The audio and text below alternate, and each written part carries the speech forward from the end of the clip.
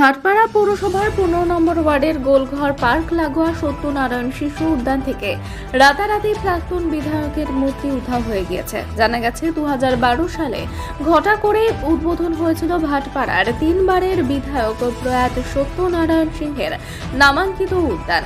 তিনি ভাটপাড়া পৌরসভার উপপৌর প্রধান ছিলেন। অভিযোগ, রাতের অন্ধকারে তার আবক্ষ মূর্তি উধাও হয়ে গিয়েছে। এমনকি উদ্যানটি বন্ধ থাকায় আগাছার জঙ্গলে ছেয়ে গেছে। শিশুদের খেলাধুলার সরঞ্জাম ভেঙে চুরমার হয়ে গিয়েছে। প্রাক্তন বিধায়কের আবক্ষ মূর্তি উধাওয়ের ঘটনার জেরে বেজায় ক্ষুব্ধ হন প্রাক্তন বিধায়ক সত্যনারায়ণ সিংহের পুত্র অর্জুন সিং। তার বক্তব্য, এটা শাসক দলের বিকৃত মানসিকতার পরিচয়। মমতা ব্যানার্জির নির্দেশে ভাটপাড়া পৌরসভা তার পিতার মূর্তি সরিয়েছে। আগামী দিনে বাংলার মানুষ এর জবাব দেবে। যদিও এ বিষয়ে ভাটপাড়া পৌরসভার উপপৌর প্রধান দেবজ্যোতি ঘোষ জানান, বিষয়টা নিয়ে আমি কিছুই জানি না, পৌরসভায় গিয়ে খবর নেব।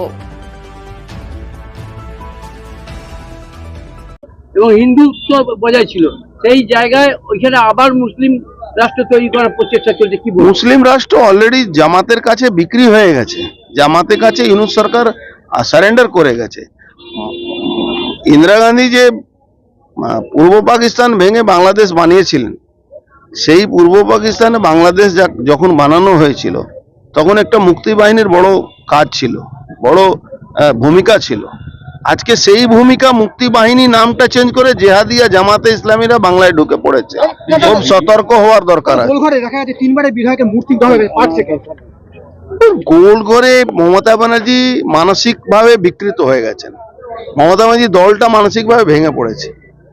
যেখানে 3 বার এমএলএ, ভাইস চেয়ারম্যান, যিনি মমতা ব্যানার্জির সঙ্গেই ছিলেন যখন থেকে মমতা ব্যানার্জি দল তৈরি করেছিলেন, তার মূর্তিকে মমতা ব্যানার্জি ভাঙিয়ে দিচ্ছেন, তার মূর্তিকে সরিয়ে দিচ্ছেন, মমতা ব্যানার্জির ইনস্ট্রাকশনে ভাটপাড়া পৌরসভা করে দিচ্ছে। তো এটা বিকৃত মানসিকতার ব্যাপার আছে। এটা মমতা ব্যানার্জির ইনস্ট্রাকশন ছাড়া এসব হয় না। মমতা ব্যানার্জি নিজে ছাড়া কিছু জানেন না। আগামী দিন বাংলার মানুষ মমতা ব্যানার্জিকে সঠিক জবাব দেবে। 2024 কোনো উন্নয়ন আছে নাকি? মদের ঠেক চালু আছে, জুয়ার ঠেক চালু আছে, ড্রাগস ঠেক চালু আছে, পার্ক বন্ধ আছে, কারখানা বন্ধ আছে, রাস্তায় লুটপাট চলছে। কোনো মানুষ ব্যবসা করলে তাকে পয়সা দিতে হচ্ছে। পুকুর ভরাট চলছে।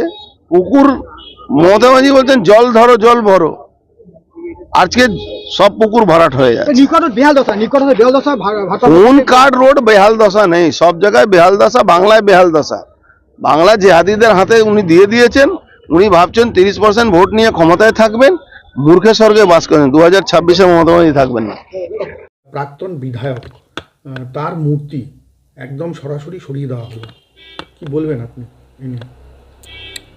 এটা তো আপনি বললেন, আমি শুনলাম শনি রোববার তো মিউনিসিপ্যালিটি বন্ধ ছিল। আজকে এখন মিউনিসিপ্যালিটি যাচ্ছি, খবর নিয়ে দেখব। আপনার বাড়ির থেকে ঢিল ছড়া দূরত্বে, আপনি শোনেননি কোনো কথা?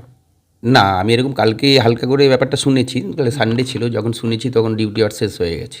কালকে সানডেও ছিল, তো এখন গিয়ে খবর নেব কী ব্যাপারে। খবর নেওয়ার পর কি, মানে যদি সরিয়ে দেওয়া হয়েছে, আমাদের কাছে ছবি আছে, কি করবেন তখন আপনি? কি দেখুন, এটা তো আমি না জেনে তো কিছু বলতে পারবো না। আগে জেনে নিই ব্যাপারটা কী।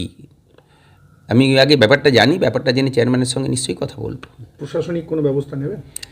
ব্যবস্থা আমি তো বলছি, আমি তো ব্যাপারটা জানি না যদি মিউনিসিপ্যালিটি সরিয়েছে কি না, আর মিউনিসিপ্যালিটি সরালে তাহলে তার উদ্দেশ্য কী, এগুলো না জেনে তো কিছু মন্তব্য করা যায় না।